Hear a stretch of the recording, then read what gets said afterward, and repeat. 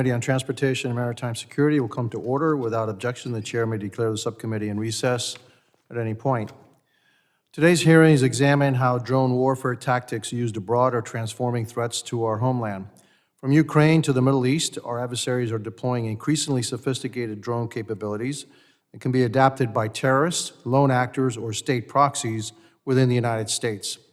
This hearing will explore how industry leaders are innovating to help close critical security gaps and better protect our transportation systems and infrastructure. Without objection, the gentleman from Texas, Mr. Pfluger, is permitted to sit with the subcommittee and ask questions of the witnesses. I now recognize myself for an opening statement. Good morning. I want to thank everyone for joining us today at today's hearing, which will examine how drone warfare overseas is reshaping the threat environment here at home.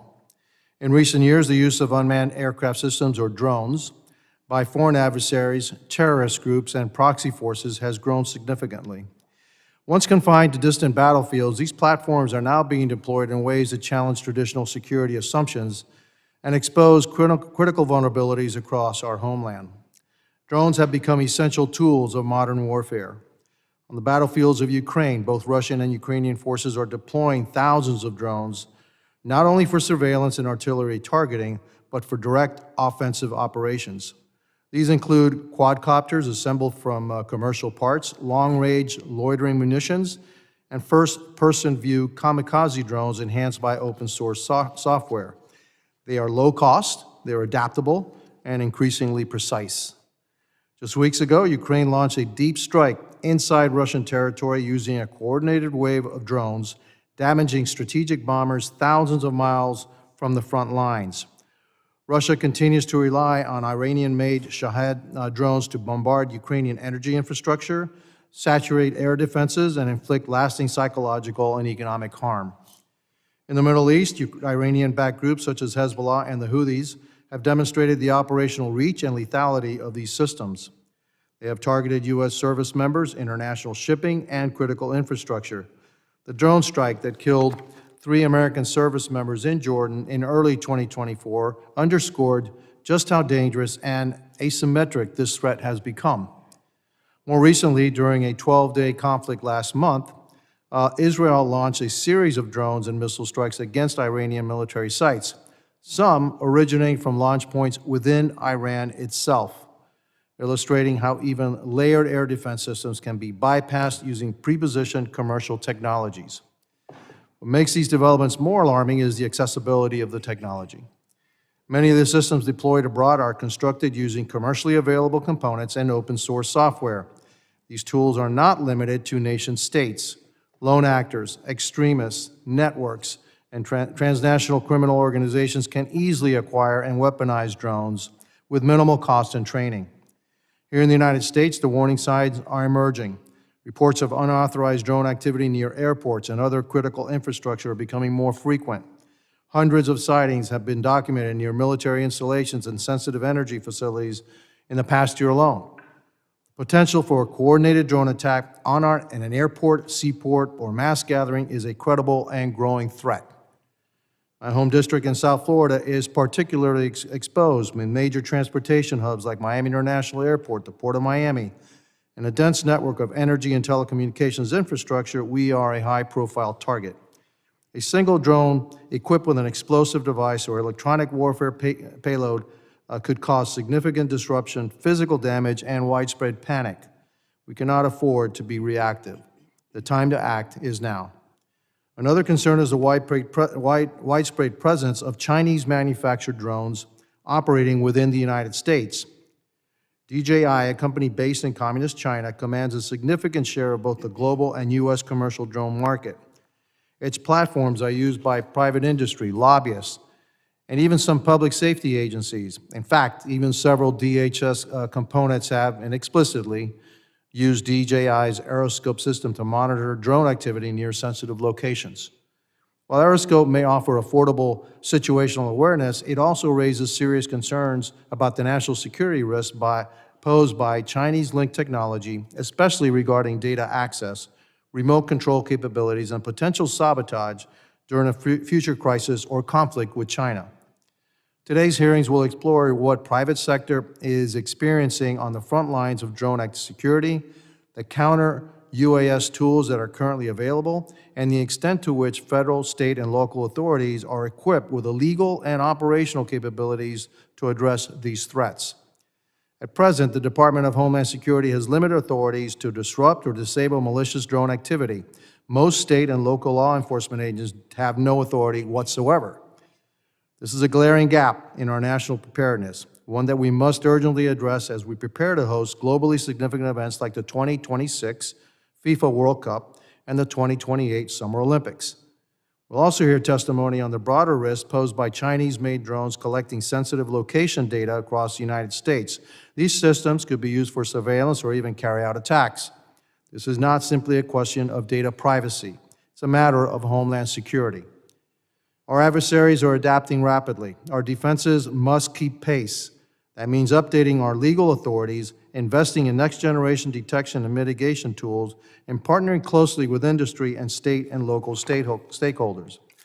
I want to thank our witnesses for appearing before the subcommittee today and for their continued efforts to keep our nation secure.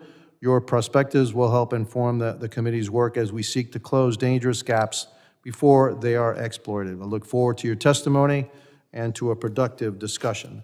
And thank you. I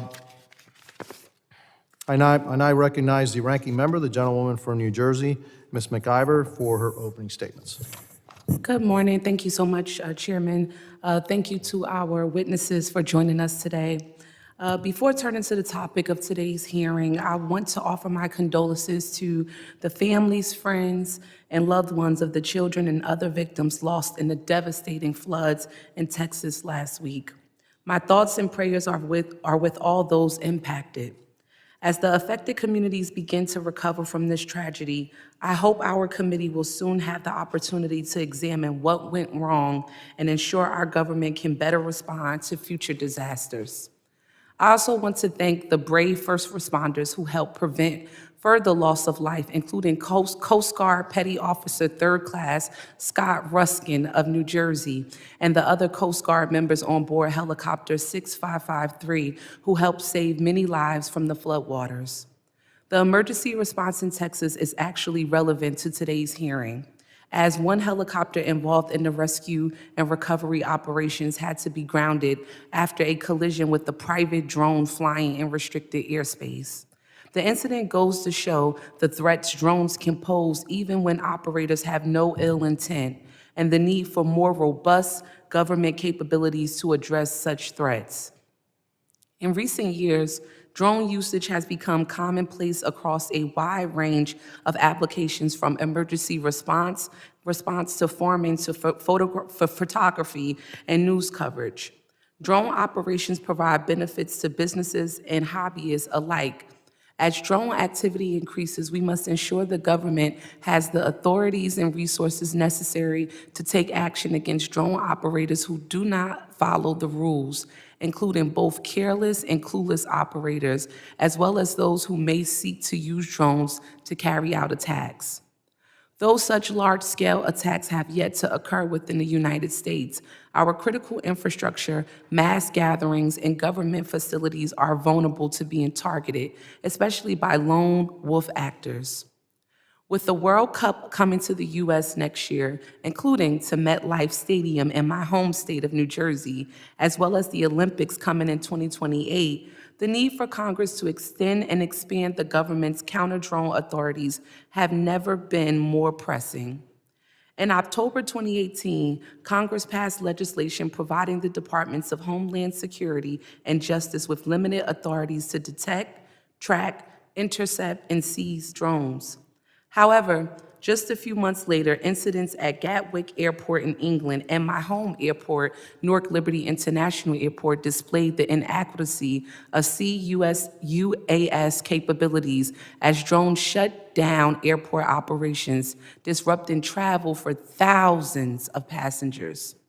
Given this subcommittee's jurisdiction over transportation security, I am hopeful that any expansion of authorities provides a path forward for protecting airports from drones.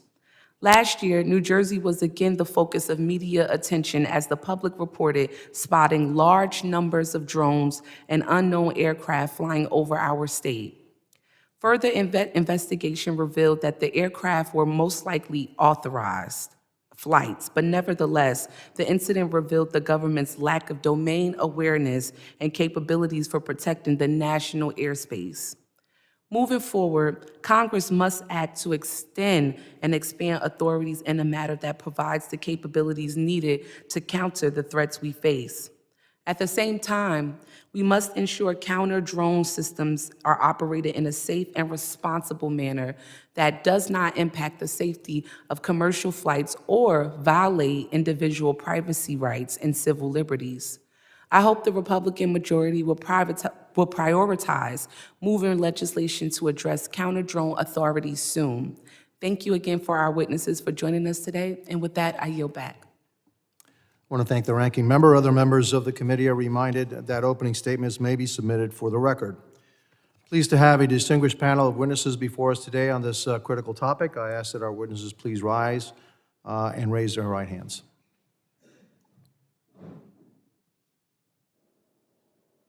Do you solemnly swear that the testimony you will give before the Committee on Homeland Security of the United States House of Representatives will be the truth, the whole truth, and nothing but the truth, so help you God? Let the record reflect that the witnesses have answered in the affirmative. Thank you, and please be seated. I would now like to formally introduce our witnesses. Mr. Church Hutton serves as AeroVironment's Chief Growth Officer, a role he assumed in May of 2025 to lead the company's strategic expansion and long-term growth initiatives. Prior to this, he served as Senior Vice President of Government Relations, Marketing, and Communications beginning in 2024, where he played a key role in shaping AeroVironment's public profile and strengthening relationships with government stakeholders. A retired Army officer and combat veteran, Mr. Hutton spent a decade in senior staff positions on Capitol Hill, including on the professional staff of the Senate Appropriations and Senate Armed Services Committee. Mr. Tom Walker is the founder and chief executive officer of DroneUp, a leading U.S.-based drone technology company specializing in advanced American-made unmanned aerial systems and integration services. Under his leadership, DroneUp has become a key industry innovator, supporting a wide range of mission-critical operations, including border security, emergency response, infrastructure monitoring, and last-mile logistics. Prior to founding DroneUp, Mr. Walker served nearly 17 years as a U.S. Navy officer, where he led efforts to modernize digital systems and enhance operational support for the United States and Allied Special Operations Forces. Mr. Brett Feddersen serves as the Vice President for Strategy and Governmental Affairs at D-Fend Solutions, where he oversees the company's strategy, public policy, and engagement with the United States government agencies, policymakers, and regulators. Prior to joining the private sector, he held senior executive roles across the federal government, including the Federal Aviation Administration, the Department of Defense, and the White House. He is also a retired U.S. Army Lieutenant Colonel and a former Pennsylvania State Trooper. Mr. Michael Robbins is President and Chief Executive Officer of the Association for Uncrewed Vehicle Systems International, the world's largest trade association for uncrewed systems, robotics, and autonomous technologies, representing companies in both the commercial and defense sectors. He joined the Association for Uncrewed Vehicle Systems International in 2020 and previously served as Chief Advocacy Officer. Michael is also presently serving as an officer in the United States Navy Reserve. I thank each of our distinguished guests for being here today. I now recognize Mr. Hutton for 5 minutes to summarize his opening statements. Thank you, Mr. Chairman. Chairman Jimenez, Ranking Member McIver, and distinguished members of the subcommittee, thank you for the opportunity to testify on drone warfare abroad and how it's informing domestic investments that will help us prepare for threats here in the United States. I commend the committee's focus on these challenges and your efforts to enhance the safety of the American people and U.S. transportation systems. My name is Church Hutton. I serve as the Chief Growth Officer at AV, formerly AeroVironment. It's my pleasure to testify alongside my industry partners in highlighting the challenges and opportunities of providing effective capabilities to our service members, first-line responders in light of the lessons learned from drone warfare abroad. By way of background, AV is a top producer and supplier by volume of unmanned aerial systems, or UAS, to the Department of Defense. as well as a leading provider of counter-UAS solutions deployed overseas, actively protecting Americans, allies, and critical infrastructure abroad. This gives us a holistic view of UAS threats, mitigation tools, and the implications for both to U.S. Homeland Security. With major public events on the near horizon, including the World Cup, as you said, Chairman, America's 250th anniversary celebrations, and the 2028 Summer Olympics, we have a collective need to apply these lessons to address threats to U.S. infrastructure and public safety. Collaboration between Congress and industry is essential to ensure the safety of the American people and critical infrastructure from the evolving threat. Effective collaboration has a few basic tenets. The first is that we learn the lessons of the foreign drone experience, that authorities are granted to federal and state agencies to deploy safe and effective UAS solutions in what are clearly complex jurisdictional scenarios. And finally, that Congress provide flexible funding so that government agencies can validate and adopt technology quickly. State and non-state actors have increased access to drone capabilities and have demonstrated their ability to achieve lethal effects. The rapid evolution of small drone systems in conflicts, as demonstrated by Operation Spider's Web in Ukraine, of course, Israel's recent campaign against Iran, emphasized the need for agile, real-time collaboration to field detection and interdiction tools. These threats, of course, are not limited to overseas conflicts. UAS increasingly threaten U.S. critical infrastructure with techniques like drone swarming and GPS and radar jamming. Recent aerial intrusions highlight the need for advanced detection and mitigation technologies to protect our airspace and maritime domains. Additionally, acquisition processes must evolve to deliver necessary capabilities. We advocate for agile development and deployment of affordable open systems, clear operational authorities, and government-industry partnerships to address these threats effectively. U.S.-based defense innovators have developed systems to detect, track, and counter these threats, which you'll hear about today. To meet these challenges, the defense industrial base requires strong demand signals, enabling policies, and streamlined authorities. We must act decisively to prevent foreign battlefield lessons from becoming domestic threats. AV and other innovative companies stand ready to collaborate and provide solutions, but policy inertia and acquisition drag remain significant obstacles. Collectively, we'll either address these issues now, before we suffer a major drone attack in the homeland, or we'll address them afterward, but certainly we will have to address them. Thank you again for the opportunity to testify. I look forward to your questions. Thank you, Mr. Hutton. I now recognize Mr. Walker for 5 minutes to summarize his opening statements. Chairman Jimenez, Ranking Member McIver, and members of the committee, thank you again for the opportunity to testify this morning. My name is Tom Walker. I am the CEO of DroneUp and a former U.S. naval officer, and I lead one of the nation's top drone technology companies. Over the past decade, I've been proud to play a part in the evolution of uncrewed systems from novelty tools to essential elements of our critical infrastructure. Today, we've all seen that these systems are also emerging as national security threats. DroneUp has operated one of the most significant drone services operations in the United States, with tens of thousands of operators. We also built one of the most extensive drone delivery networks in the world. Through our work with the FAA and the National Defense Agencies, we have gained direct operational insight into both the extraordinary promise and the real dangers of drone technology. Today, our airspace faces an urgent threat. In the first quarter of 2025 alone, the FAA recorded more than 400 illegal drone incursions over U.S. airports, representing a 25% increase over the same period last year. The military documented or reported 350 unauthorized flights over more than 100 bases. These are not isolated events. They are growing, sustained, and increasingly malicious. In one case, persistent hostile drone activity forced the relocation of F-22 Raptors at Langley Air Force Base in Virginia. Despite weeks of investigation by the Pentagon, the FBI, and NASA, the operators were never identified. As a veteran, it scares the hell out of me to imagine if something like that had happened during Operation Midnight Hammer. And just 2 weeks ago, as the ranking member mentioned, during high-intensity search and rescue operations amid the July 4th flash floods in Texas, a privately operated drone struck a rescue helicopter over Kerr County, forcing it to land and taking it out of service while dozens were still missing. Fortunately, no one was injured in the accident. However, the incident could have had very different outcomes. It's the latest reminder that these are not hypothetical threats. They are happening now in active emergency zones and putting lives at risk.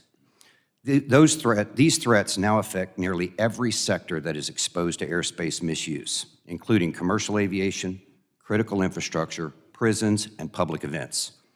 Drones have recently collided with manned aircraft and in some cases have grounded emergency response efforts. Criminals have used drones to drop contraband into correctional facilities. They have conducted surveillance on energy facilities and seaports. This is no longer theoretical. The systems meant to stop this are simply not up to the task. The root problem is simple. We do not have an integrated national framework for drone oversight. The system we were promised still does not exist. We rely on fragmented tools. We rely on unconnected sensors. We rely on outdated approval processes, and this creates blind spots. It slows response time, and it leaves critical infrastructure exposed. But the solutions are within reach. The technology to keep Americans safe exists today. We must mandate a national, real-time flight information exchange. We need a low-altitude airspace coordination system that provides law enforcement, regulators, and commercial operators with a real-time view of what is flying, where it is, and its intentions. We must unify all flight authorizations into a single, secure process. We must bind pilot, drone, and mission data together using cryptographic credentials to prevent spoofing. All aircraft, manned and unmanned, should electronically broadcast their position to reduce collision risk and remain visible in our airspace. Remote ID signals must be authenticated and protected from spoofing. Detection systems such as radar, RF, and acoustic tools must be fused into a single integrated surveillance picture. The FAA should publish national mission priority tables. This must digitally be enforced by the authorization system so that emergency and critical flights are automatically prioritized. America must equip and empower local law enforcement by expanding its counter-UAS authority. Today, only a handful of federal agencies are authorized to act against rogue drones. That must change before the current authority sunsets in September. This is no longer a concern for the future. It's a present-day crisis. Each delay increases our exposure to a serious event. The technology is ready. What we need now is clear direction and decisive action. I stand ready to assist the committee in protecting our national airspace and ensuring the safe, responsible growth of uncrewed systems in the United States. Thank you, and I look forward to your questions. Thank you, Mr. Walker, and I recognize Mr. Feddersen for 5 minutes to summarize his opening statements. Good morning, Chairman Menez, Ranking Member McIver, and distinguished members of the subcommittee. Thank you for the opportunity to testify before you on matters of critical importance to the national security and public safety of our country and our citizens. My name is Brett Feddersen. I am the Vice President of Strategy and Government Affairs at D-Fend Solutions, the leading counter-drone manufacturer of radio frequency cyber takeover solutions for drone threats, both domestically and internationally. I also serve as the chair of the Security Industry Association's Drone Security Subcommittee and have been working on the drone and counter-drone problem set since 2008. During my time in the military and as a federal civilian and in the private sector, we've seen this problem grow.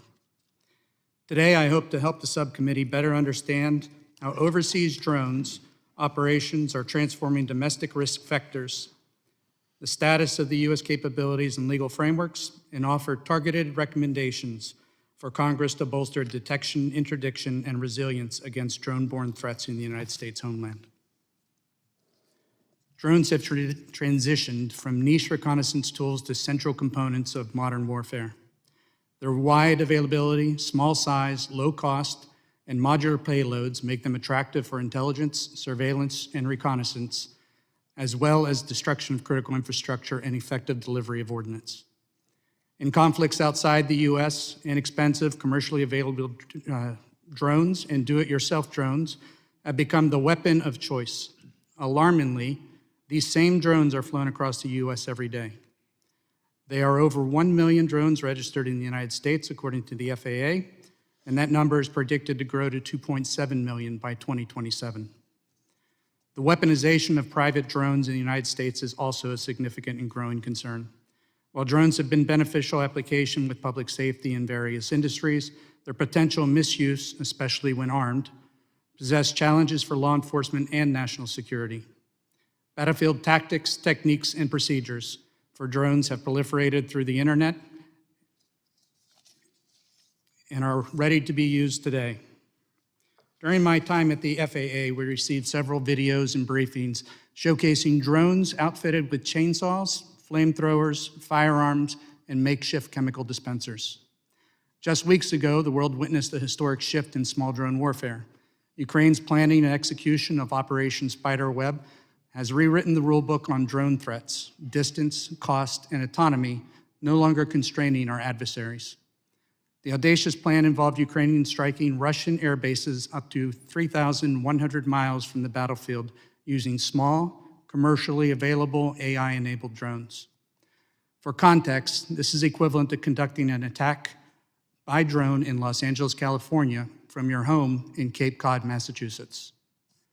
This attack demonstrates the capability to build and deploy do-it-yourself drones at scale and at distance, accurately delivering ordnance to create strategic impact, vast destruction, significant assets. An attack like this can be prevented today using current safe and effective counter-drone technology, such as RF cyber takeover technology, which can detect, track, identify, and take control of the drone, then landing it safely when and where law enforcement or security want it to. The type of technology is legal and safe to use. It does not violate privacy laws, Fourth Amendment protections, and it does not implicate federal wiretap or pen trap statutes or regulations. According to the FAA data and previous DoD testimony, drone incursions have steadily increased since the establishment of the federal counter-drone authorities in 2018. That 5-year pilot program is now in its 7th year.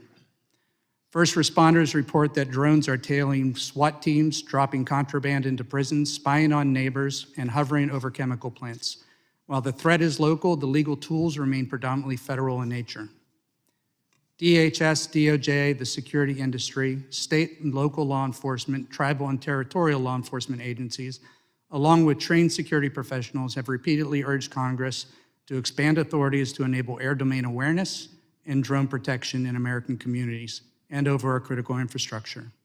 Unfortunately, those requests have not resulted in any expanded new authorities, and limited authorities since 2018 have been periodically renewed only for short periods of time, creating uncertainty for law enforcement and the industry.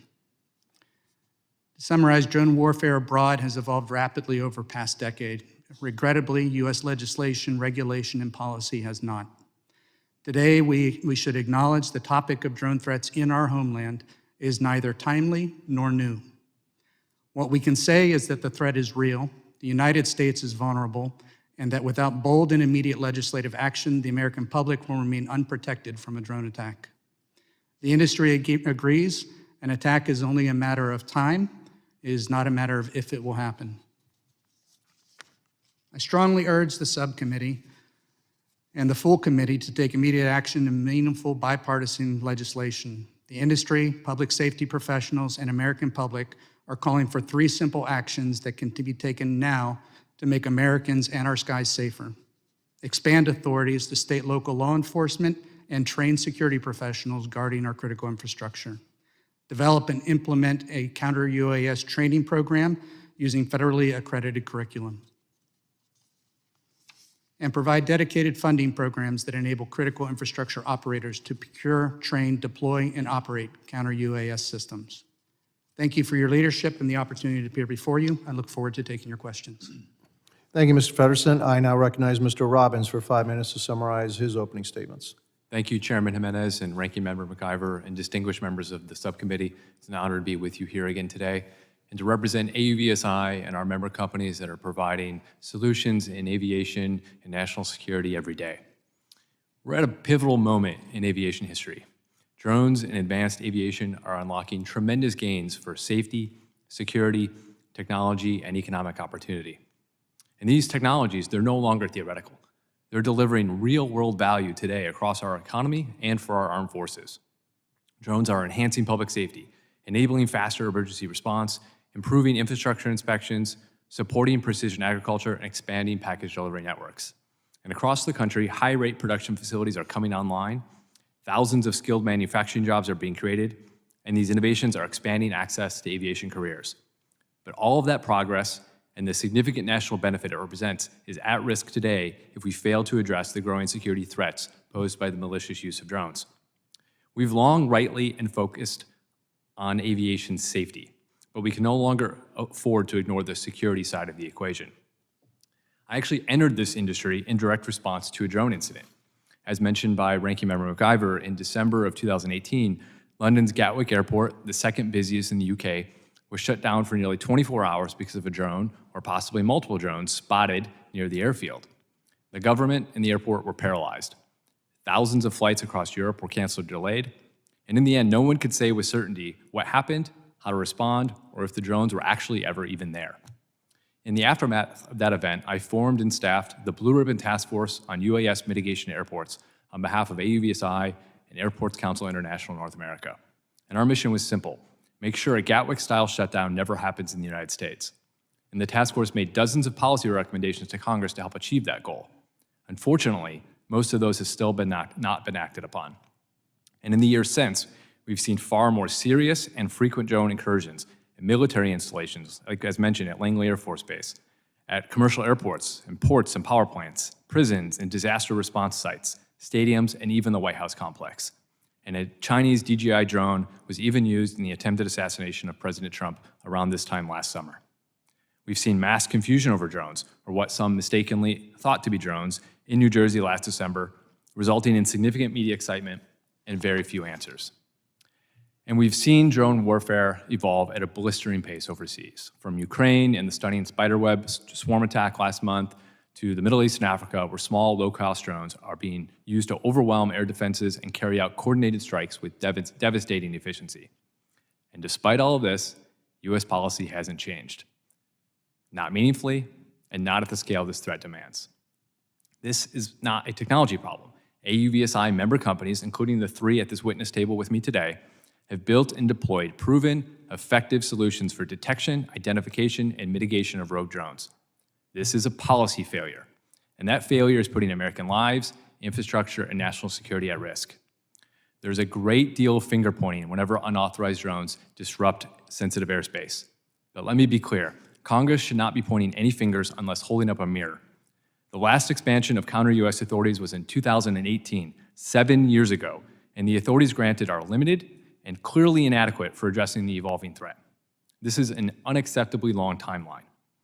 Furthermore, the lack of progress is unjust to local, state, tribal, and federal authorities, including Capitol Police, as well as infrastructure owners and operators who lack the tools and authorities to do much of anything in a drone disruption situation. We applaud the Trump administration's executive order issued last month, restoring American airspace sovereignty, which begins to address these challenges. But executive action alone is not enough. Congress must act. We need legislation that expands detection authority broadly, especially to those responsible for protecting critical infrastructure and mass gatherings, and expands mitigation authority narrowly, with strong training, oversight, and accountability. And we cannot let perfection be the enemy of progress. We need to start chipping away at the problem with urgency and resolve. Congress can either shape the future with considered proactive legislation or be forced to react to the next crisis with confusion and regret. Every time a drone is used to spy or disrupt or threaten, it erodes public trust and jeopardizes the life-saving, job-creating, future-defining promise of drone technology. The time for action is long past. Congress must act to ensure our airspace, to secure our airspace, empower those on the front line, and ensure that innovation and security are moving forward together. Thank you, and I very much look forward to your questions. Thank you, Mr. Robbins. Members will be recognized by order of seniority for their 5 minutes of questioning, and I recognize myself for 5 minutes of questioning. A lot of the testimony, I think, hits the point that we can either be reactive when it happens, or we can actually be proactive now and start to address this issue. Some 25 years ago, some manned aircraft systems were used to perpetrate the largest terrorist attack in American history. My fear is that in the not-too-distant future, unmanned systems will perpetrate the largest terrorist attack in American history using drones, obviously. This is not something that's new to me. In 2017, I traveled to Israel. I was mayor of Miami-Dade County. We operate Miami International Airport. I went there with the explicit purpose of finding out from the Israelis what they did to protect their airports from drones. AI drones. I know we can protect ourselves from piloted drones, but AI drones. And their solution at the time was eagles, okay? I don't think we just have enough eagles to go around to do that. And so we haven't done much since then. And drone technology has just gotten worse, gotten more and more advanced, and I think the threat is expanding. We talk a lot about authorities, and so let me put a assumption to you. If an AI drone were to interfere or incur into an airport, say their airport space, would that airport have the authority to deal with it in a kinetic fashion, in a way to knock it down, in whatever way? If you can't do it through signal interruption, is there any way that airport, does it have the authority to bring it down, even though they may know it poses an unbelievable risk to their passengers? No, sir. We do not have that authority. No, sir. Okay. Does anybody have that authority? In a very limited fashion, the Department of Defense, Department of Justice, Department of Homeland Security, and the Department of Energy have the authority to mitigate a rogue drone, but it's not a standing authority. They can't just be doing that all of the time. The way Congress has restricted the authority at the moment has to go through a very specific approval process and requires a very high-level signature, usually at like the deputy secretary level or higher. Well, let me put an example to you. What happened in Ukraine, what the Ukrainians did to the Russians, it should be a wake-up call to us and a call to action. Because had that happened here in the United States, let's say a coordinated attack on major airports, yes, there would be loss of life. There would be injury. There would be, a lot of damage. But there's something else that we're not thinking about. It's the economic damage that it does. In Miami-Dade County alone, Miami International Airport is the single largest economic generator of that county. 40,000 people directly employed by that airport. 300,000 people indirectly employed by that airport. If you had that kind of attack in the United States and say across the world, you could ground air transportation to a halt. And that would cause irreparable economic damage. And so, I'm committed, and hopefully my colleagues on the other side of the aisle should be committed to confronting this head on. We need to do this now. Because like you said, I live in Miami, and we have things called hurricanes. Hurricanes aren't a question of if, it's a question of when. And I consider this threat by drones not to be a question of if, it's a question of when. The question is then, are we going to be proactive against it and try to mitigate that? Or are we going to say, oh my God, and then do all kinds of stuff after the fact? And so, what kind of legislation do we need in order to break through the barriers and actually give our state, local, and federal agencies the power that they need, the authorities that they need in order to protect the American public? Who'd be best to answer that? Mr. Walker? Thank you, Chairman. I think I would challenge the presumption that the immediate need is to be able to develop a reactionary device or a reactionary element to the strategy. I think a more important component is that right now we don't have awareness of the airspace. So we don't necessarily know whether the drone and recently, as you know, in Miami, a drone was spotted at 4,000 feet above the Miami airport. The question was, what was that drone? Who was flying that drone? What was their mission? And so we can't automatically make the assumption that just because a drone is operating within 3 miles or 5 miles of an airport that is necessarily hostile. So we need to start with understanding what is in the airspace. Right now we have no integrated airspace management solution that tells us who's operating, what platform they're operating, and what are their intents. And therefore we also have no way to be able to authorize those flights and deauthorize those flights to be able to separate potentially hostile from non-hostile or friend from foe. So we have to start with how do we identify what's in the airspace? Is it a threat? And then from that point, determine what we're going to authorize legislatively as the appropriate response to those threats. I think we have to start there first. I will disagree with one point. I think we have to do all the above at the same time. We have to find out what's out there, but we also, if we know it's hostile, we need to take action against it. So my time is up, and I recognize the ranking member. Thank you so much, and thank you all for your testimonies today. Mr. Robbins, am I saying that right? Robbins? Okay, Robbins, right? Robbins, yes, okay, ma'am. want to make sure I get it right. Thank you, ma'am. Thank you for joining us today again. As you are well aware, expanding counter-drone authorities to additional government agencies and potentially state and local law enforcement is a complicated task. Agencies must ensure careful coordination to avoid unintended consequences that counter-drone systems can have on airspace safety, especially in urban environments and near airports. In March, the Secret Service allegedly operated a counter-drone system without appropriate coordination with interagency partners, including the FAA. The system reportedly operated outside of the approved frequencies, resulting in automated alerts to the pilots of several aircrafts flying around DCA Airport, which could have had an adverse impacts to flight safety. With that being said, what can be learned from this incident? Great question, ma'am. Thank you so much. First and foremost, I think it's important that there's a hot wash from that incident and that the lessons are understood and distributed to all currently federally authorized users to learn lessons from what occurred in that incident so it doesn't happen again elsewhere in the nation.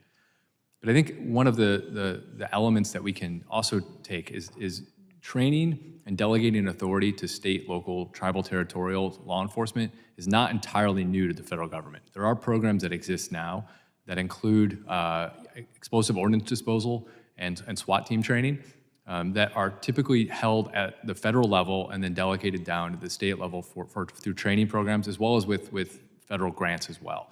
There's training facilities at Quantico, in Huntsville, Alabama, and other places around the country where state and local law enforcement go and they learn from our nation's very best operators, and then they are deputized to go out and do these kind of more difficult missions. Not necessarily every public safety official should be a counter-UAS operator, but some should be and go through very rigorous training. And then it's incumbent upon Congress, in my view, to then provide oversight of that program and how is it going? In the same way that you're providing oversight on the Secret Service incident, providing oversight on the future authorities that are delegated down. Thank you, ma'am. Thank you so much for that. That was my part 2 question about what can Congress do, but thank you so much for that because I'm always preaching about oversight, which is extremely important. Mr. Feddersen, I understand you have experience working within the executive branch, including at the National Security Council. What can we as legislators do to help ensure appropriate interagency coordination within the executive branch? I think the actual interagency coordination is ongoing and moving well. Obviously, there was a misconnection with the last incident that you mentioned. However, I'd like it to be known that out of the 5-year pilot program for federal law enforcement, now 7 years into the program, that was the first and only publicly broadcast issue that they've had.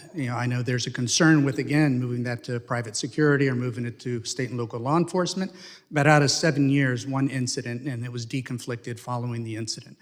And they have, interagency processes in place to go ahead and deal with an investigation, to follow up and correct those issues. So beyond that, I think it's just transparency between, I know some departments and agencies are a little slow to respond to congressional requests for reports, but I think that is, again, just transparency and communication coordination. I know that the interagency is talking about this issue. I know the interagency wishes that we'd have the expansion authorities. DHS, DOJ, and the FAA have all commented on expansion of authorities. I think to wrap up that question, I think it's important to understand that there is no reason today why detection authorities and mitigation authorities cannot be expanded so long as the individuals are properly trained. Thank you. Thank you so much for that. I'm short on time for my next question about drones flying over New Jersey. For some reason, they seem to love New Jersey. But with that, I'll yield back, Chairman. Thank you. Thank you, ranking member. I now recognize the gentleman from Arizona, Mr. Crane. Thank you, Mr. Chairman. Thank you guys for showing up today. Obviously, this is a very serious topic. I don't think that most Americans have the slightest idea how warfare is evolving, especially over in the Middle East and Europe right now when it comes to drones. And that greatly concerns me as somebody who sits on the Homeland Security Committee. A couple weeks ago up here in DC, we were down in the SCIF getting a secret briefing from several of the agencies on our drone capabilities pertaining to many of these major events that are coming up in the US, like the World Cup, the Olympics, et cetera. One of the recommendations that I made was that we do everything in our power to make sure that these events take place in domes with roofs over the top for obvious reasons. I think that would cut down a lot and seriously mitigate attacks from drones and the effectiveness that they could have in either dropping chemicals, dropping explosives, et cetera.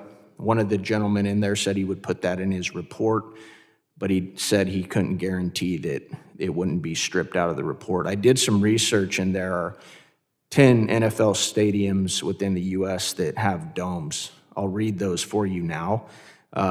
We got the State Farm Stadium in Arizona, Mercedes-Benz Stadium in Atlanta, AT&T Stadium, Dallas Cowboys, Ford Field, Detroit Lions, NRG Stadium, Houston, Texas, Lucas Oil Stadium, Indianapolis Colts, Allegiant Stadium, Las Vegas Raiders, SoFi Stadium, Los Angeles, US Bank Stadium, Minnesota, Vikings, Caesar Superdome in New Orleans. Have any of you guys made any recommendations to the interagency or any of the other groups that are responsible for hosting these events about making sure that they do everything in their power to hold these events in domes? Go ahead, Mr. Hutton. Thank you, Congressman. Would be happy to follow up in a classified session to talk about some of the things that my company and others have done to support federal law enforcement agencies at high-profile events. We have not made that specific recommendation, though it makes a lot of sense. Why not? That's been outside of our remit. It makes a lot of sense, and it's entirely possible that at the action officer tactical level that recommendation has been made, but as a company we have not. It has not come across our path. However, thank you for that. Let me ask you a follow-up, Mr. Hutton. And I know you can't give me a specific here, but what percentage do you think that would cut down the threat if we were to host the Olympics and these World Cup games in domes when it comes to drone warfare? I think that would take a significant risk off the table. Okay, would you commit to pass that along and help me amplify that message to FIFA and everybody involved in Homeland Security and protecting Americans? Because I also looked up the average stadium size for the World Cup coming up, and it's between 64,000 to 105,000 Americans. If we don't think for a second that terrorists and other state actors who would be willing to commit an attack on U.S. soil doesn't see that as a fat, juicy, vulnerable target, we're out of our minds. Would you commit to helping me amplify that, Mr. Hutton? I'd be happy to. What about the rest of you guys? Yes, sir. Yeah? Okay. Thank you. I yield back. Gentleman yields back. I now recognize the gentleman from New York, Mr. Kennedy. Thank you, Chairman, and I want to thank you and Ranking Member MacIver for holding this important hearing today. Up in New York, we have had many conversations about the impact on drones, both positive for the communities across our state, as well as the potential threats that are coming with the drones. In many ways, incursions into airspace. We know last year the worry, the concern, and the fright that it caused up in the Northeast, whether it be New York, New Jersey, and I'd like to know, especially being along the Canadian border, my district, the 26 New York, Buffalo, Niagara region. I have 4 bridges into Canada in my district. We are also aware that many of these foreign nationalists have used drones, when I say negative, to smuggle narcotics across the border. It is part of their network. How do we balance, as a government, the positive influence of drones in our lives, in the technology that society can benefit from, to the real negatives that an oversaturation of drones is bringing into our society? I appreciate that question, and I think it goes back to what we were discussing earlier, and I appreciate the Congressman's question about potentially moving, everybody indoors for safety and protecting against that capability. But one of the things that you pointed out is probably the most critical point here, and that is we have both good and bad actors in the air, and right now we can't identify which is which, whether they're flying over a bridge for appropriate purposes, not flying, flying across the border for appropriate purposes, not flying. We have to start there. We have to start by having an awareness and seeing our airspace. The NFL, for example, has reported a 4,000% increase, and I know you pointed out that there's 10 stadiums. Ironically enough, there's 22 others, and they're mostly better teams, which I don't know if that has anything to do with being indoors or outdoors. But so we have to be able to identify what's operating in that airspace, be able to control and protect and restrict those operators from flying in those areas that we don't want, and then and only then should we be able to effectively initiate, whether it's electronic or kinetic countermeasures. And I think that's where we have to start, and I think that fixes the problem. It also establishes public trust. Back to the ranking member's question about what happened in New Jersey. The bigger issue there, I think we all know, it turns out what was there was if it were drones was authorized, but we didn't know that at the time. And we probably should have known that at the time. And so I want to just continue to reemphasize that we need to understand what's happening. We need an integrated airspace management. We need to be able to be comfortable, you as regulators, policymakers, our Americans as the general public, and first responders and law enforcement. Thank you, Mr. Walker, and thank you all for being here in your testimony. But Mr. Walker, thank you for taking that question head on. As a leader in the industry, what are your thoughts on it? How does the industry suggest that we regulate your own industry to make it safer and to prevent these bad actors from doing harm to our communities? Well, the industry is working, I think, aggressively to both grow the industry and create systems, technologies, and our own individual policies at the operator level that protect the general public. But we're operating in silos. We're fragmented, and we're awaiting a set of standards that we can mutually agree upon that both grant policies for how we operate and then regulatory authorities for how we leverage the systems that we've created. I think it's important, and I think Mr. Robbins said it earlier, I think everybody up here on this, that's witnessing now, the technologies exist. This is not a technology problem. We keep talking about it as though, how do we solve this problem?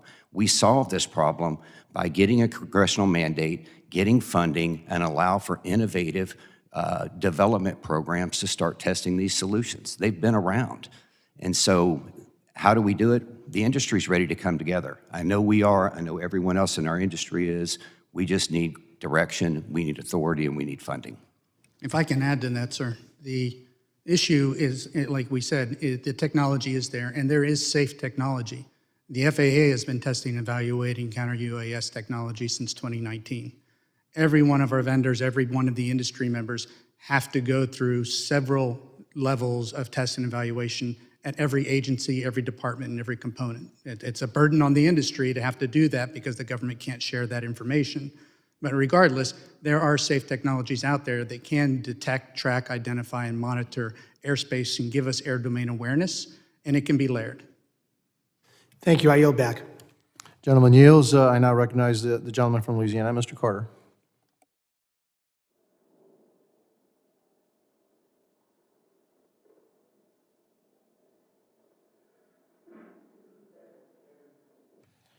Thank you, Mr. Chairman, and thank you all for being here today.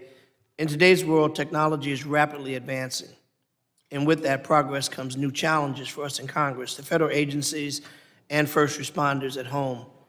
Unmanned aircraft systems become more prevalent in our daily lives. We must ensure that the safety and security of Americans are protected. This is particularly true for my district, which covers the greater New Orleans area, home to the Superdome. And I thank Mr. Crane for highlighting that we're a great place to have events. Safe, secure. We recently hosted the Super Bowl without incident, I might add. We have Final Four, Sugar Bowls, countless conventions and festivals. As I look forward and continuing to work on this committee on bipartisan legislation that empowers federal agencies and local governments to counter the threats drones pose. And as my dear friend, Mr. Kennedy, just said, we know that they're great applications. We also know that they're nefarious applications. And so we must continue to work to endeavor to amplify those positive ones and discourage the negative ones. Mr. Robbins, my district in the Gulf Coast will soon be in the most active period of the hurricane season. How do unauthorized and unidentified drones interfere with disaster response activities such as search and rescue missions, using helicopters or drones?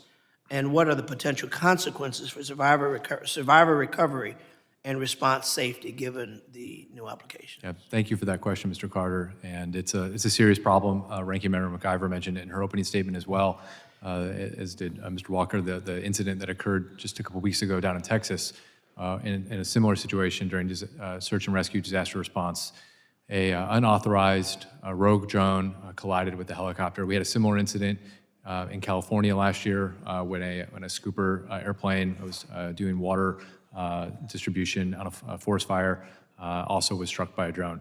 When that happens, it hurts public trust, it endangers lives, and it damages the reputation of responsible drone users across the country. And we have to do better. When there is an incident response like a hurricane or a wildfire or a flood, there's a temporary flight restriction put in place. There is technology available that should be able to restrict the flight from occurring if the operator is responsible and looking at technology that the FAA makes available to individuals who are operating these flights. And I also think it's important to distinguish between responsible commercial operators and those that are flying commercial off-the-shelf drones that maybe they bought on Walmart or Are these Walmart-type commercial drones that are purchased capable of being retrofit to do harm? They absolutely are, sir. And the number one seller of those drones in this country is a Chinese company called DJI, which used to restrict their drones from flying in spaces like where there was a TFR in place or over an airport. And last December, DJI removed the geofencing on their drones, giving the operators, these are not typically commercial operators, sometimes they are, but oftentimes they're just random people who buy a drone and sometimes do stupid things with them. They've removed the geofencing, so now they can go into a zone like the helicopter incident in Texas that used to not be able until DJI changed their own rules. How can UAS intervention mitigate the dangers of drones, particularly with the Port of New Orleans or major sporting events, as I mentioned? We know that these drones, large-scale public events, free parties, Mardi Gras, I mean, I'm deathly afraid of what could happen. How do we detect and mitigate the dangers of that? Yeah, as mentioned, it's not a technology problem anymore. All three of these companies, as well as many other AUVSI member companies, have technologies to provide a very complex, intimate portrait of the airspace to be able to distinguish between authorized drones and unauthorized rogue drones, and then as necessary, be able to take action, whether it's a kinetic or non-kinetic action against a drone to remove it from the unauthorized airspace. Real quickly, because I've got about 29 seconds. Sure. What can local and state government do to augment what we're doing at the federal level and what you're doing? We have local players, our state police, our state sheriff, local sheriffs, and police Presently, not departments. much. You can maybe find the operator and ask them to politely to land the drone. But until Congress extends and expands detection and mitigation authorities and allows for delegation to state and local law enforcement, unfortunately, those individuals, those great public servants, are left without many tools right now, and that's unfair to them, and it's unsafe to Americans. My time has expired, but I'd love to dig deeper into this, Mr. Chairman. Thank you, sir. Thank you. At another time. Thank you all. Gentleman yields, and I recognize the gentleman from New York, Mr. Garbarino. Thank you, Chairman. Perfect timing, and thanks for holding this great hearing today.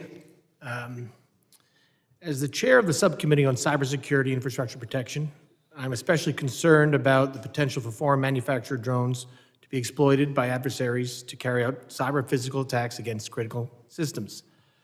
Many U.S. law enforcement and municipal agencies continue to use DJI drones despite security warnings from the Department of Homeland Security and CISA.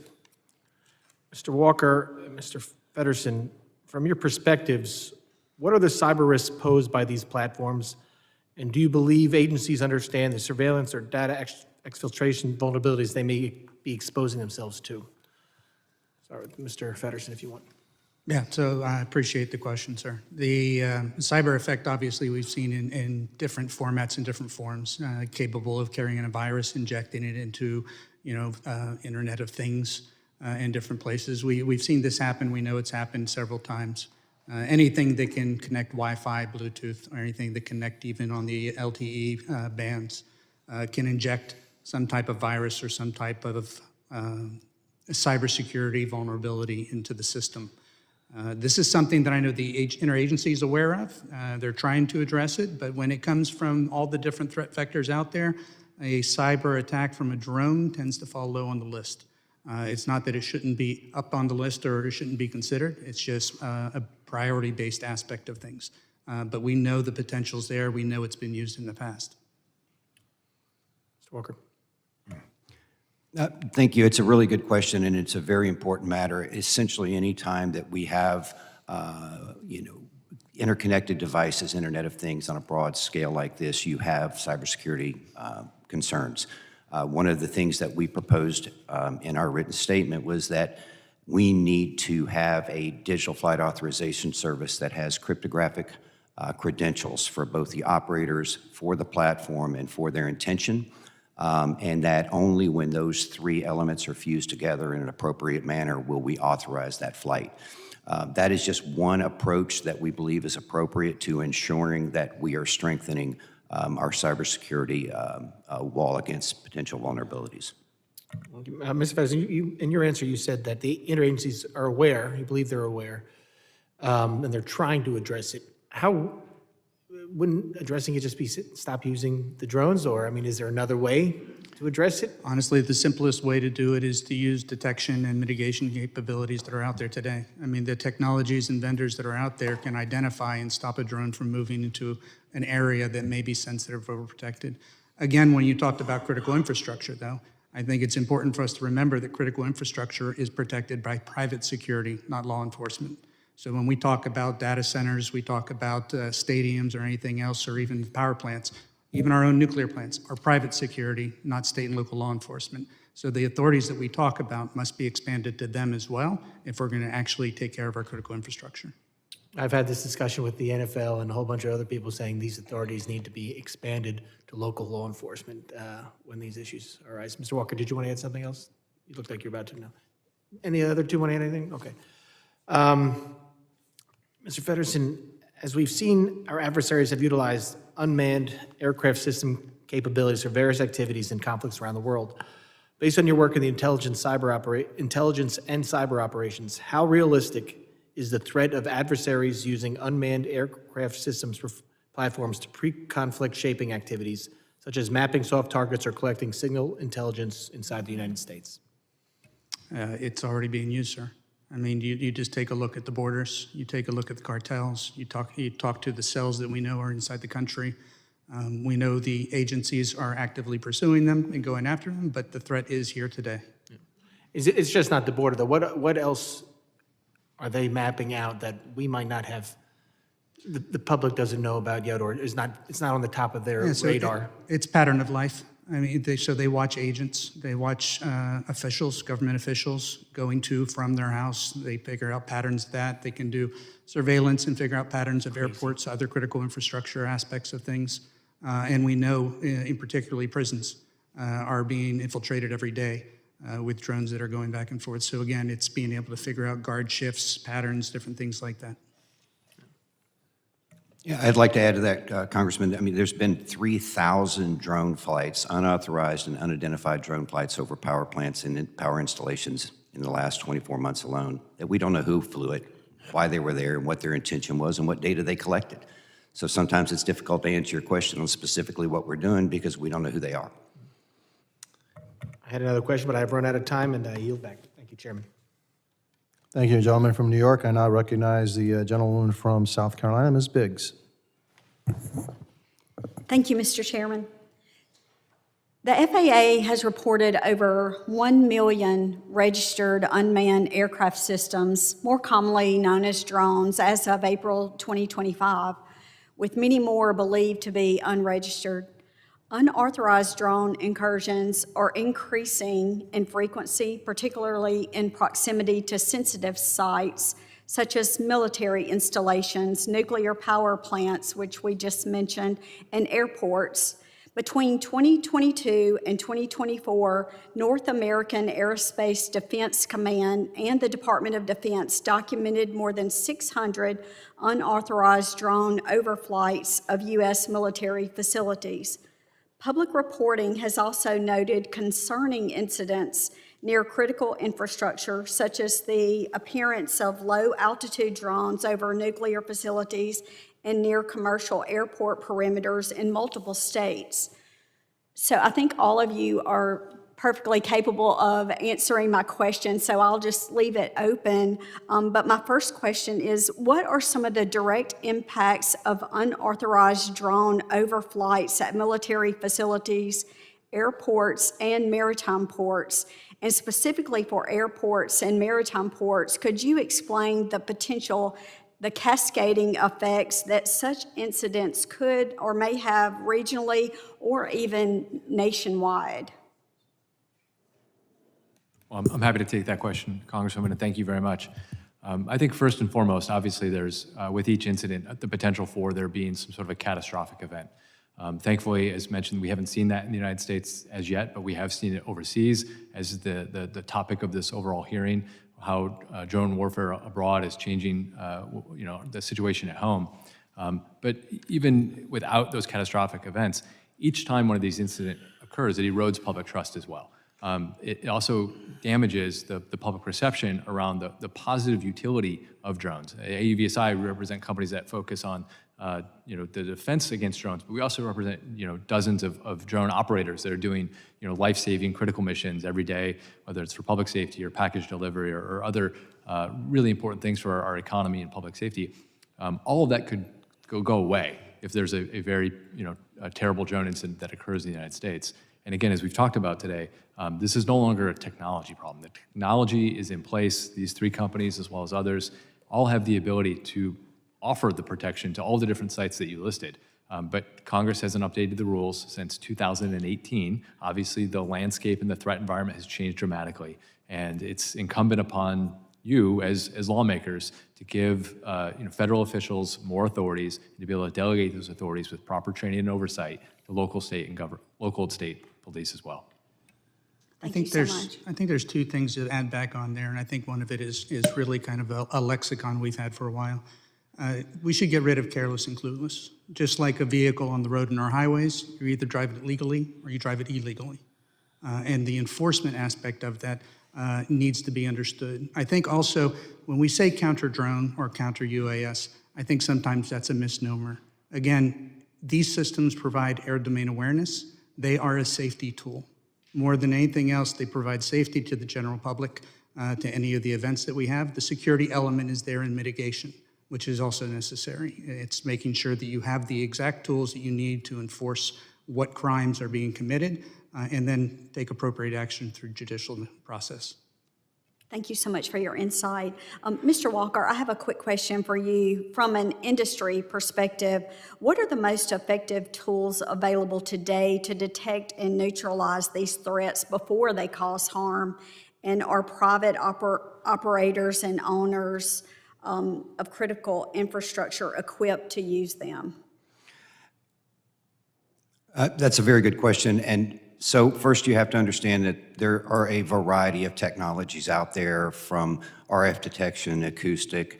We could go down the list of the various different ways to detect these devices. Everybody's technology is, everybody's system's an amalgamation of various different groups of those technologies. But no, not everybody has the availability of that. And I've spoken with multiple law enforcement agencies who don't even know these technologies exist, much less have access to them.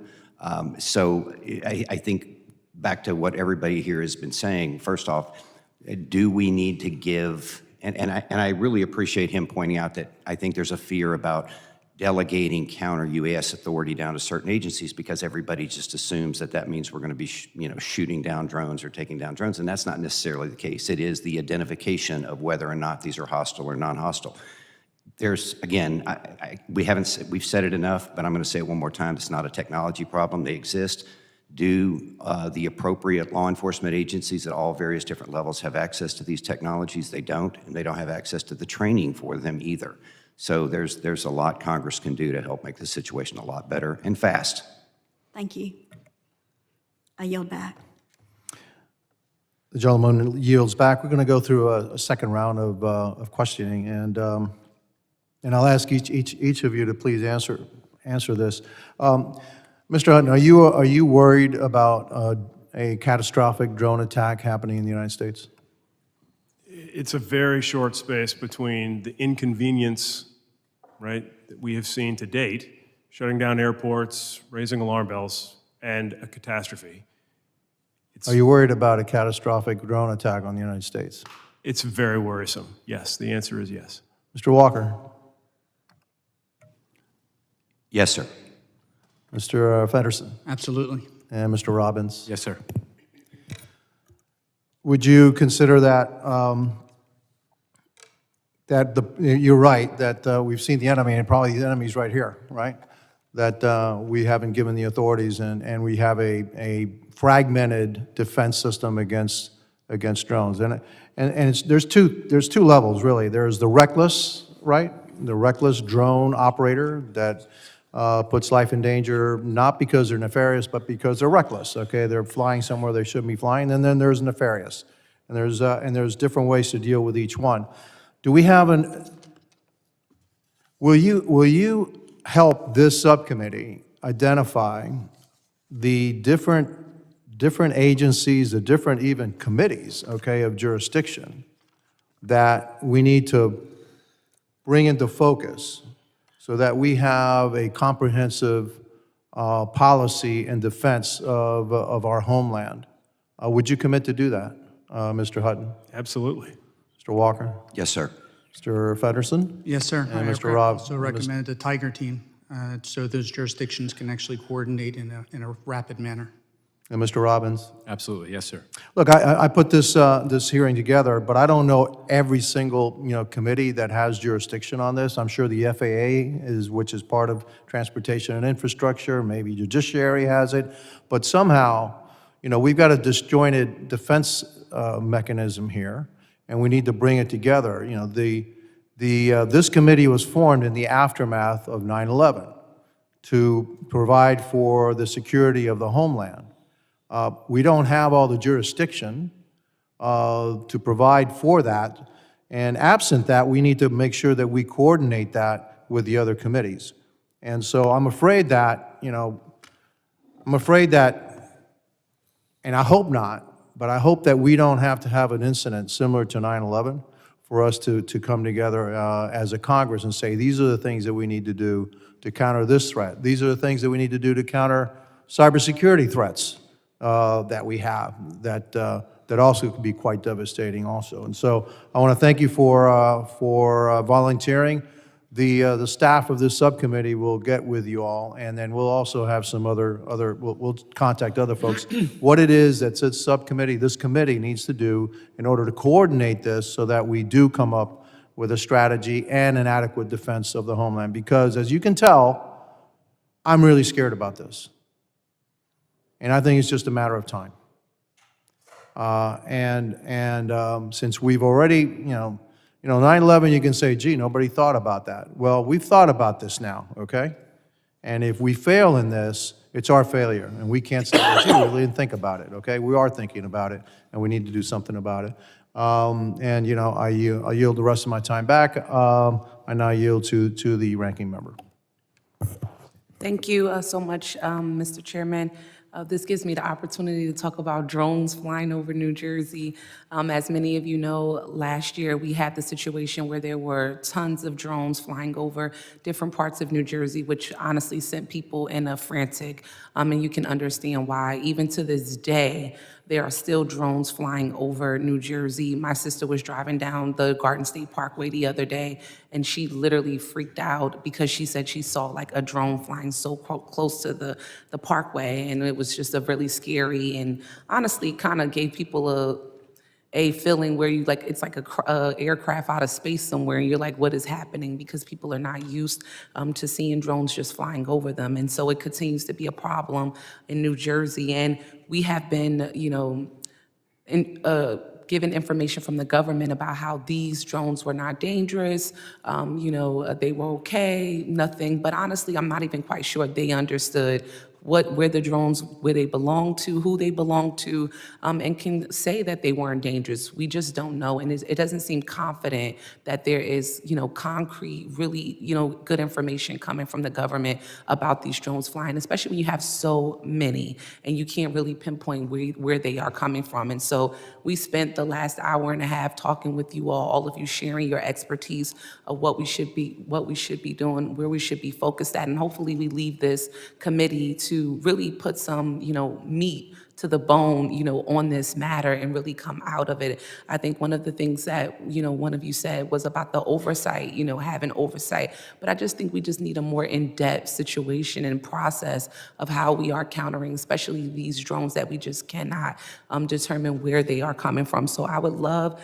to learn more, or learn more from you, for you to discuss, and anyone, honestly, I would love to hear from each of you of what we've learned from these incidents in terms of the government's domain awareness and the public's understanding, shall I say, with drone rules and regulations, because that's a problem too.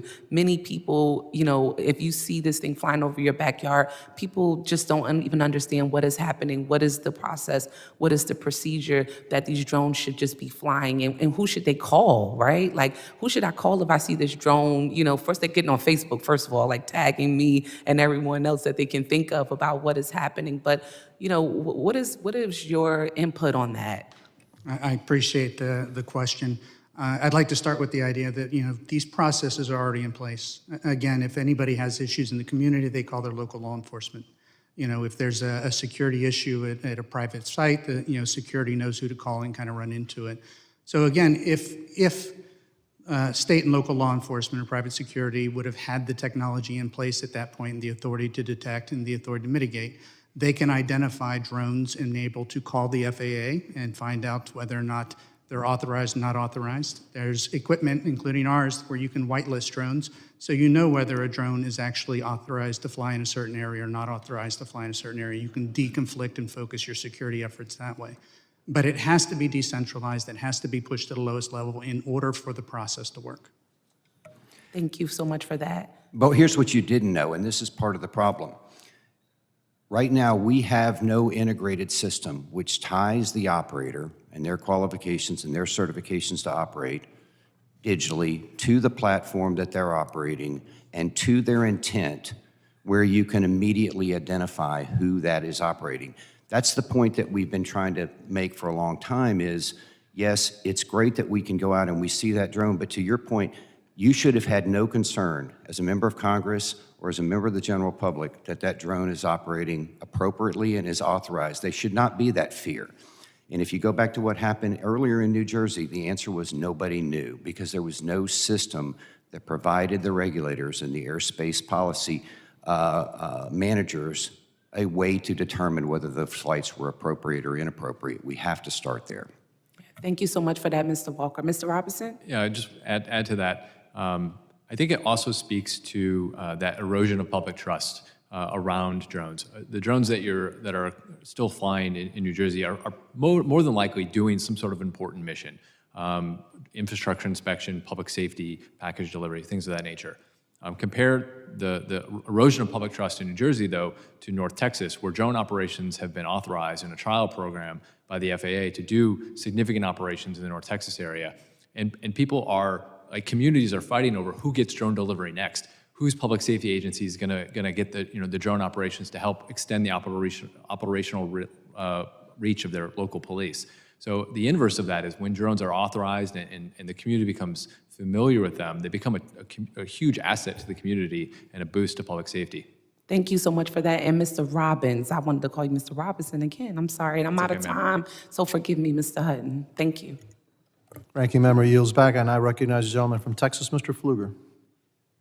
Thank you, Mr. Chairman. Thanks for holding this, and this is a continuation of multiple hearings that we've had and have been personally concerned about this for a number of reasons, but I'll start with just a statement about the fact that the weekends and the last week's tragedies that happened in Texas, which we were involved in, had several local and state law enforcement officials reach out and say, what are we going to do?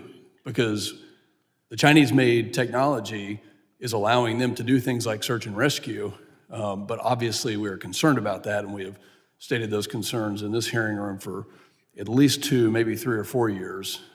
So, not really a question so much as a statement of, like, how do we go faster? How do we, get to a point where we can keep up with that technology? And then I'll go to Mr. Hutton on the conversation of Ukraine, which I've spent a lot of time studying. The iterative nature of the drones that we are seeing in that conflict is quite alarming. And I'm not sure that we're keeping up. So it's kind of in the same vein as what I mentioned about some of our law enforcement needs. But what features of these drones raise concern of similar tactics, techniques, and procedures being used here against us, whether it be critical infrastructure, military bases, or the like? You put your finger on it, Congressman. Not just the technology, but also the tactics, techniques, and procedures are iterating at an incredibly fast pace. As has been mentioned already, prior to your arrival, Operation Spider's Web in Ukraine, right, demonstrated the control of small UAS with kinetic payloads at 2,000 miles distance, indicating that you wouldn't even have to be in the United States or even on this side of the planet, right, to be able to conduct and execute a terrorist attack against U.S. critical infrastructure. We're there. So with that statement, Mr. Feddersen, let's think about the truck, the 18-wheeler truck that the Ukrainians deployed against the Russian airplanes and fighter aircraft. Is that a possibility here? Do we have a possibility of shipping containers being in our ports that have already those types of drones that are ready to go pre-programmed? We do. It's a scenario that's been honestly discussed kind of ad nauseum in the community as to how it can happen. It can be at the ports. It can be a 18-wheeler, but it can also just be a flatbed pickup truck or any other truck that's driving around. What resources do we need that we do not have right now to both protect against some sort of critical infrastructure, military, or even civilian type attack, and what do we need to think about legislatively? And I'll open that up. We can just go down the line. We have 1 minute and 40 seconds. So I'll move quickly. You need a common integrated air picture. 3 companies before you all make competitive products in this space. There is a supply of this capability. who would run that air picture? Well, that would depend. Probably it would have to be delegated down to the operational users using a set of standards and certifications and validations provided for by the federal government. Mr. Walker? I think the other thing that you need to think about, sir, is the fact that it's easier to hide in a crowd. Drones in our airspace right now outnumber manned aircraft 4 to 1. That's going to double by 2027. That's going to double again by 2030. So as we're talking about the ability to defend against these threats, we have to equally be thinking about how do we quickly identify those threats. And I know I sound like a broken record on that, but that's going to become much more concerning and much more of a challenge, because we have to remember, of those drones in the air, 99% or better of them are performing real, valuable missions that are saving and protecting American lives. Mr. Feddersen, and we'll have 30 seconds to split it with Mr. Robbins. Yeah, real quick on the whole concept, it's integration. So we are collaborating to compete in the space. We just need the policies to open up so that individuals can figure out what they need. There is no one silver bullet, so all the systems tend to talk to each other and be able to cover each other in layers. Lastly. Yeah, as mentioned, the congressional rules have not been updated since 2018. Expand airspace awareness detection technology very broadly, and expand the mitigation tools more narrowly with vigorous training and oversight of that program. You know, we've asked, Mr. Chairman, I've asked NORAD Northcom to come and testify, and I think it's imperative that they do that, because if we're going to delegate this and we're going to integrate with the state and local level with a common air picture, which I agree with, then they're going to play a key role, and that positive identification is absolutely key. Thanks for holding this hearing. Yield back. Gentleman from Texas yields. I now recognize the gentleman from Louisiana, Mr. Carter, for the second round. Thank you, Mr. Chairman. I'm going to follow up on the comments that my friend Mr. Pfluger started. You stated in your testimony that swarms of small drones are prevalent, like those that were used in Operation Spiderweb in Russia, can be used to saturate enemy airspace, overwhelm air defense systems, and execute lethal strikes. How easy would it be for foreign governments to conduct similar attacks on Operation Spiderweb did here on U.S. soil? Well, I will say I have great confidence in our intelligence community and law enforcement that they're doing excellent work every day to keep us safe and prevent such an attack from happening in the United States. But from a technology perspective, as mentioned, the technology's there. It could be in this country already. How easy is it for that to be conducted? Is it something that is just far-fetched? Is it something, as our chairman has just suggested, something we really, let me kind of finish first, that we should not find ourselves flat-footed thinking, oh, wow, we know this has happened before. Chairman Jimenez has said very clearly, shame on us if we fall prey to another attack. And my suspicion is, as it was done there, causing some $7 billion worth of damage, we're one accident away from being a victim of it ourselves. Absolutely. Completely agree with you, sir. So, and I know it's been said over and over again, what can we be doing? ISIS has actively encouraged lone wolf attack targeting to target public civilian spaces. And I know none of these are easy questions, and I know neither of you have easy answers for us, but because we're on a fact-finding mission to determine how we can better empower you and others to protect our homeland, what else can we do? We can be doing. Any of you can jump in. Mr. Hutton, would you? Three of us here in front of you provide situational awareness and mitigation technologies. Those government agencies who would be our customers at the state and local level, and often at the federal level, cannot buy them. They cannot. They do not have a forum to deeply learn about them and understand what capabilities are there. And if they did buy them, would not have the authority to employ them. Given that there's so many of them in the air, and you indicated, I think, Mr. Feddersen, that many of them are in fact providing useful tools, are we able to easily identify those that have nefarious actions versus those who aren't? The second part of the question is, we know that you mentioned DJI, which is a Chinese owned and operated company that provides most of the commercial, or I guess recreational drones. Do we know if those drones are able to capture, photograph, images, videos that a independent person is using perhaps just for fun. Do we know if they have access with their technology to actually use that information unbeknownst to the operator? Every time they update the drone, every time it touches the internet to get a new update to it, new profile, all that information's in there. Going back to the question, sir, about how easy is it, it's coding and algorithms. People are doing it all the time with Raspberry Pis, creating their own 3D printed drone.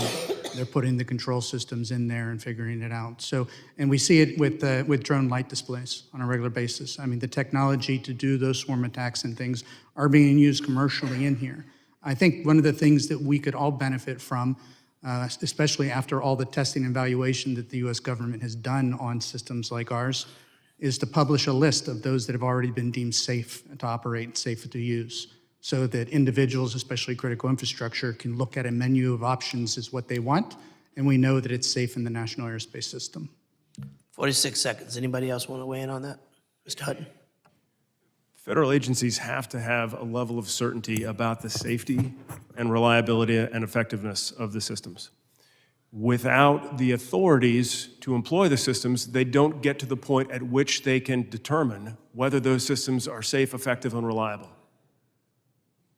So the drone that looks like it's dropping off a package and the drone that looks like it's dropping off a bomb looks exactly the same.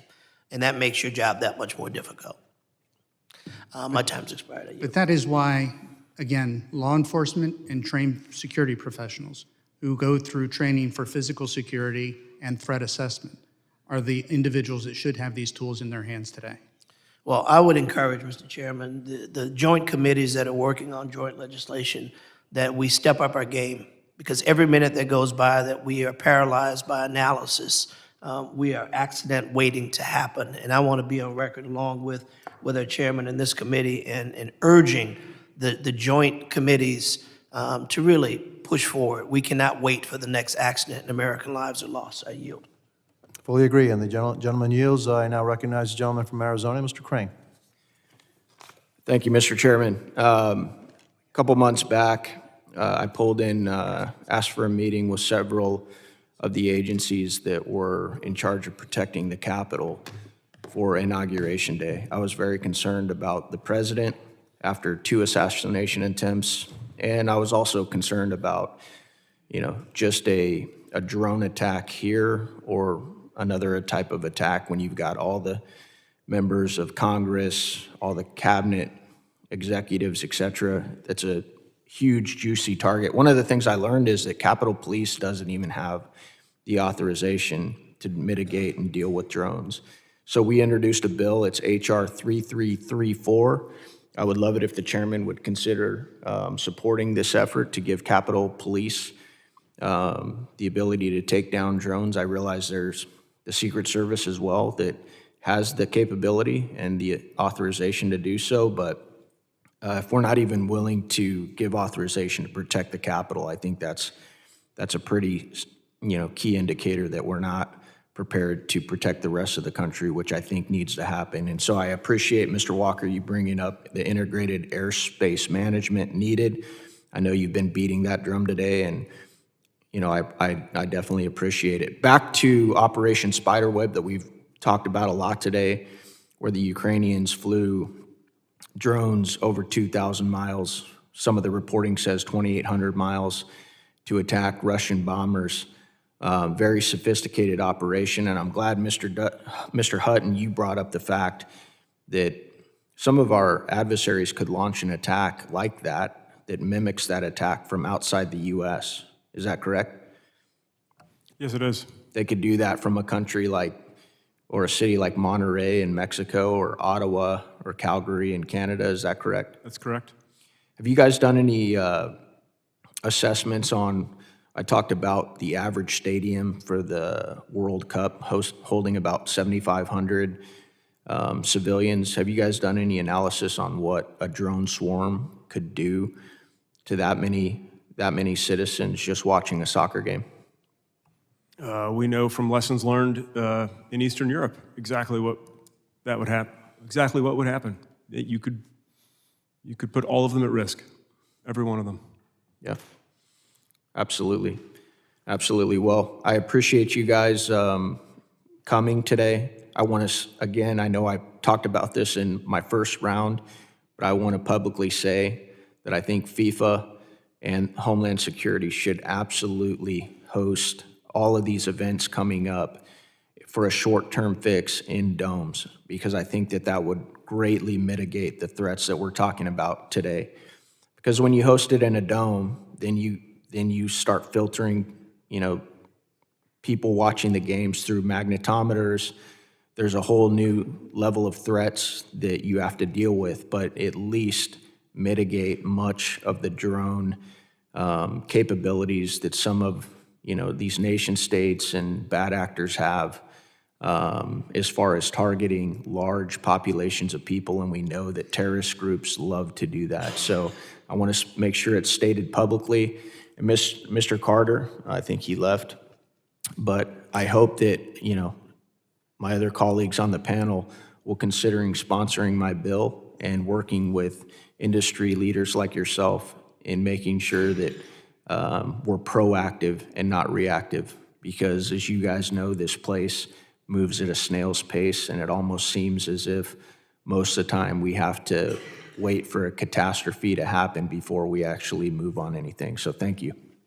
Sir, I applaud the bill that you and Mr. Perry put forward. We wholeheartedly agree that the critical infrastructure here inside the NCR should be protected. We would urge that we also protect the other 50 state capitals and legislatures that are there. Absolutely. Thank you. Gentleman from Arizona yields. I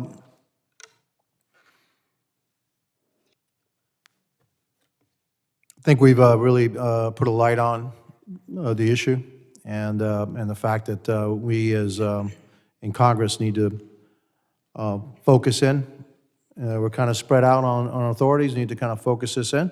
And you have my word that this subcommittee and the staff of the subcommittee are going to work with you to identify those areas and those other jurisdictions and other committees of jurisdiction we need to work on in order to really protect America, which is really what our job is.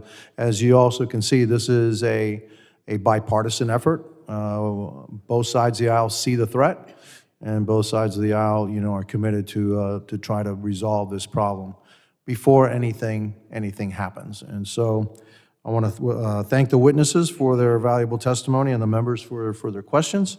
Members of the subcommittee may have some additional questions for the witnesses, and we would ask the witnesses to respond to these in writing. Pursuant to Committee Rule 7E, the hearing record will be held open for 10 days. Without objection, this subcommittee stands adjourned.